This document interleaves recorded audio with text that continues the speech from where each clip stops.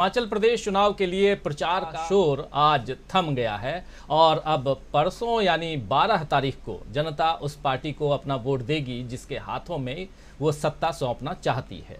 हिमाचल प्रदेश का सियासी रिवाज है दोस्तों कि हर 5 साल में सत्ता बदल जाती है। भाजपा इस रिवाज को बदलने का आह्वान कर रही है। कल ही हमारे पीएम यानी प्रधानमंत्री नरेंद्र मोदी साहब ने हिमाचल के लोगों से अपील की है कि इस बार सत्ता नहीं बदलना, नहीं तो बीजेपी को यहां कोई काम करने नहीं दिया जाएगा।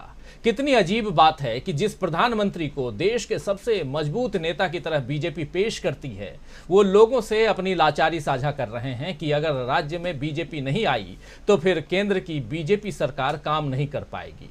क्या केंद्र सरकार और बीजेपी इतने कमजोर हैं कि ये सोचने वाली बात हो सकती है कि इतने कमजोर हैं कि काम नहीं कर पाएंगे आप, और ये अपील कर रहे हैं कि मुझे वोट दो। वैसे बीजेपी अब तक कांग्रेस को ही कमजोर बताती आई है, मगर कांग्रेस ने तो हिमाचल प्रदेश में ऐलान कर दिया है कि इस बार वो आ रही है, यानी इस बार कांग्रेस आ रही है। प्रियंका गांधी हिमाचल में मोर्चा संभाली हुई हैं। आइए जरा सुनते हैं प्रियंका गांधी क्या कुछ कह रही हैं। आज चुनाव के आखिरी दिन क्या कुछ कहा है, जरा सुन लेते हैं। प्रियंका गांधी की बाइट आप तक सुनाऊं, लेकिन उससे पहले आपको बताऊं कि इस कार्यक्रम को थोड़ा विलंब से, थोड़ा नहीं बल्कि लगभग 20 मिनट विलंब से शुरू कर पाए हैं। थोड़ी सी तकनीकी खामी आ गई थी उसके कारण, लेकिन आप सब रोज़ जुड़ते हैं और मुझे पता है कि अभी भी आप लोग जुड़े हुए हैं। बहुत धन्यवाद देता हूं आप लोगों की, आप लोग जुड़े रहे और हौसला अफजाई करते रहे। आइए सुनते हैं प्रियंका गांधी क्या कुछ कह रही हैं। जिसको नौकरी मिली है वो हाथ खड़ा रखे, बाकी नीचे करिए। नहीं मिली ना, नौकरी नहीं मिली। अब आपको बताया जाता है, भाजपा के मेरे ख्याल से मुख्यमंत्री जी ने खुद कहा कि ये जो कांग्रेस वाले कह रहे हैं ये करना संभव ही नहीं है, नौकरी दिलवाना संभव ही नहीं है।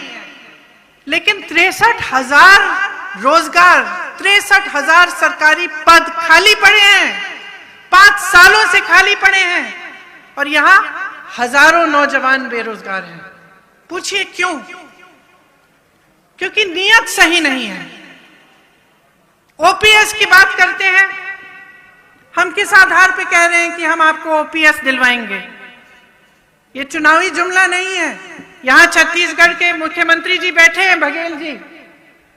छत्तीसगढ़ में आज ओपीएस लागू है, राजस्थान में लागू है। भाजपा के नेता, बड़े से बड़े नेता कहते हैं कि अर्थव्यवस्था में पैसे ही नहीं है इसके लिए। तो फिर मैं उनसे पूछती हूं कि उनके जो उद्योगपति मित्र हैं बड़े बड़े, उनके कर्ज माफ करने के लिए लाखों करोड़ रुपए कहां से आते हैं? अगर इस देश के कर्मचारी के लिए आपके पास पैसे नहीं है कि उसका जीवन सुरक्षित रहे, कि पूरी जीवन देश की सेवा करता है वो, और उसके बाद उसको पेंशन ना मिले, और आप कहते हैं उसके लिए पैसे नहीं है। लेकिन बड़े बड़े उद्योगपतियों के पास के लिए आपके पास पैसे हैं। तो मैं पूछना चाहती हूं वो पैसे कहां से आते हैं? अगर इस देश के वासियों की जेब से नहीं आ रहे हैं तो कहां से आ रहे हैं? इस सरकार ने आपकी नौकरियां छीनी है, आपका रोजगार छीना है, आपका पेंशन छीना है।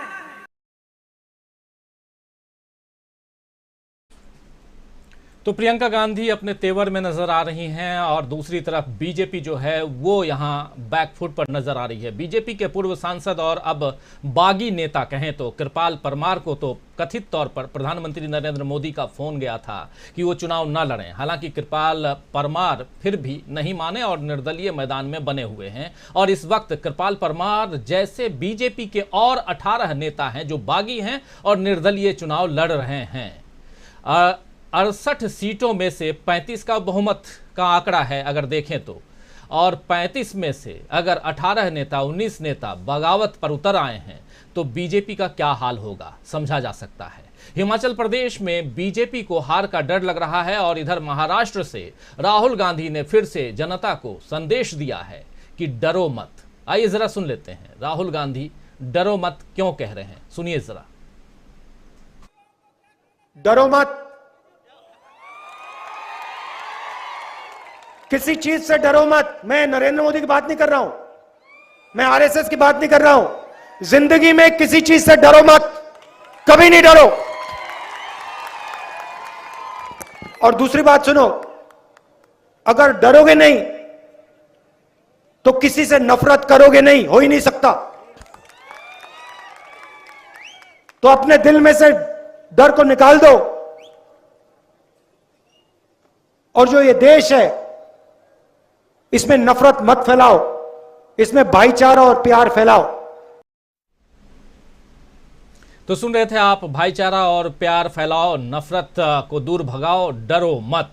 भारत जोड़ो यात्रा में राहुल गांधी इस वक्त महाराष्ट्र पहुंचे हैं और यहां भी उन्हें अपार जन समर्थन मिल रहा है।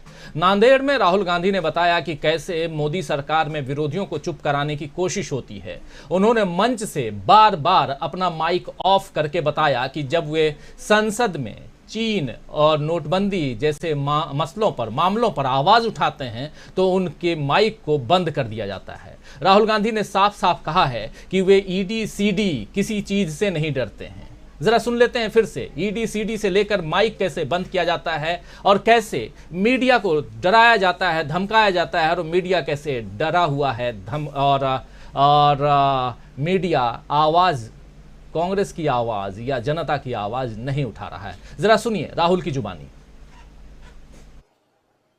तो बेरोजगारी बढ़ती जा रही है, डर बढ़ता जा रहा है, दूसरी तरफ महंगाई बढ़ रही है। पहले यूपीए के समय 60 रुपए का पेट्रोल था, आज क्या रेट है? 110। डीजल का क्या रेट है? गैस सिलेंडर कितने का आता है? गैस सिलेंडर कितने का आता था पहले? उस टाइम नरेंद्र मोदी बोलते थे देखो 400 रुपए का हो गया। आज एक शब्द नहीं बोलते, आज 1100 रुपए का हो गया, एक शब्द नहीं बोलते।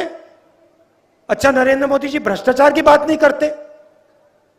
तो एक तरफ महंगाई बढ़ती जा रही है, दूसरी तरफ बेरोजगारी। आपके दिल में डर आ रहा है, और डर को नरेंद्र मोदी जी, बीजेपी और आरएसएस नफरत में बदल रहे हैं।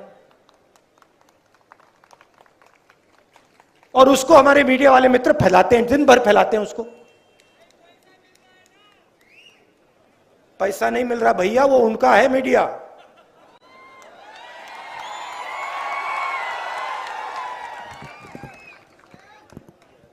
ये भैया किसानों का नहीं है। ये मीडिया जो है गलतफहमी में मत आओ, ये मजदूरों का नहीं है, ये किसानों का नहीं है, छोटे व्यापारियों का नहीं है।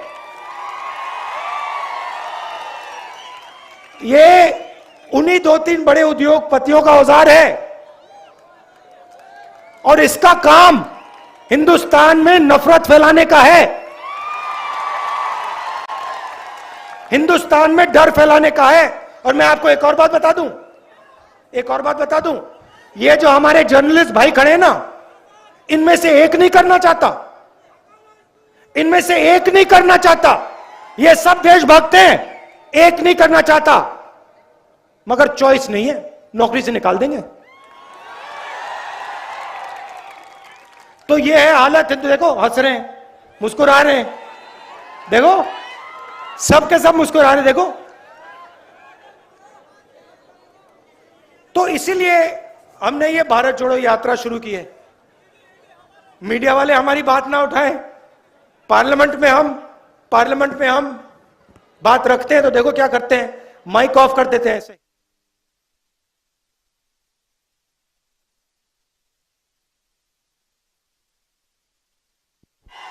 यहां पे तो कंट्रोल है माइक का, पार्लियामेंट हाउस में वहां पे ऐसे ही बंद हो जाता है 2 मिनट में, देखते ही रह जाते हैं हम।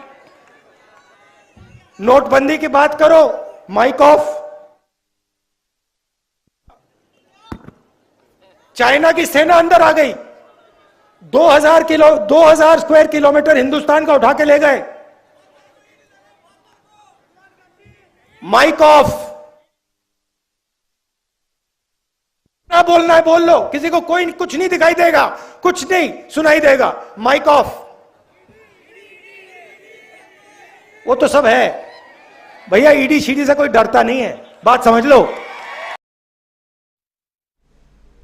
तो सुना आपने, माइक ऑफ, और राहुल गांधी यहां माइक ऑफ करके दिखा भी रहे थे, बोले कंट्रोल तो यहां मेरे हाथ में है, लेकिन वहां जो है वो कंट्रोल हाथ में नहीं होता। और वहां जब चाइना और ऐसे मसले पर बात होती है, नोटबंदी पे बात होती है, तो माइक ऑफ।